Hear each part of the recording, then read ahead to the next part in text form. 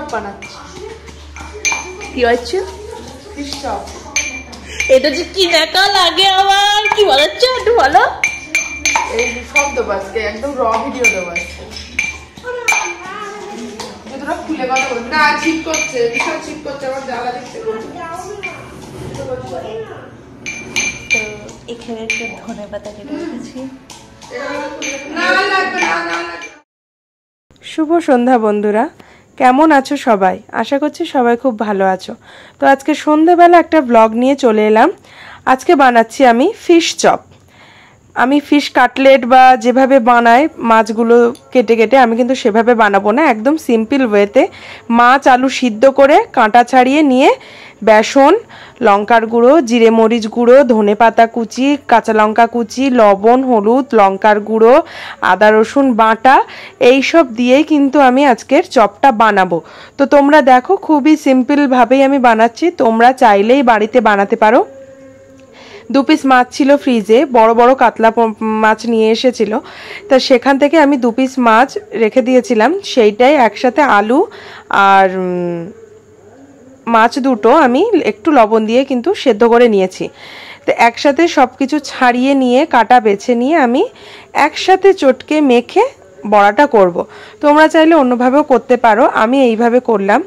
তো খেতে কিন্তু খুবই ভালো লেগেছিল, খারাপ লাগেনি, চপ মতনই, ফিশ চপের মতনই লেগেছিল। হ্যাঁ, তবে মাছটা যেটা মাছের ভিতরে যে মাছটা থাকে পুরো লেয়ারটা, সেটা কিন্তু ছিল না। অবভিয়াসলি আমি মাছ মেখে দিচ্ছি ওর সঙ্গে, নিশ্চয়ই থাকবে না।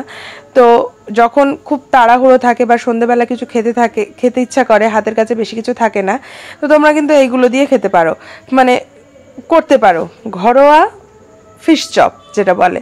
তো তোমরা ভিডিওটা দেখো, অনেকদিন পর পর ভিডিওটা দিচ্ছি, কারণ আমার বাবির পরীক্ষা, সেই জন্য আর খুব একটা ভিডিও করা হচ্ছে না। আর ভিডিও করা হলেও এডিট করা হচ্ছে না, বাড়িতেও মিস্ত্রি কাজ করছে, সেই ভিডিও খুব তাড়াতাড়ি আসবে। তো যাই হোক, আজকের রেসিপির ভিডিওতে বেশি কিছু ব্লগিং নিয়ে আলোচনা করব না, তোমরা দেখতে থাকো, বাড়িতে ট্রাই করো, যদি ট্রাই করো জানিও কেমন হয়েছে। আর আমি এভাবে বানিয়েছি, যেভাবেই বানালাম তোমাদের সঙ্গে একটু শেয়ার করলাম।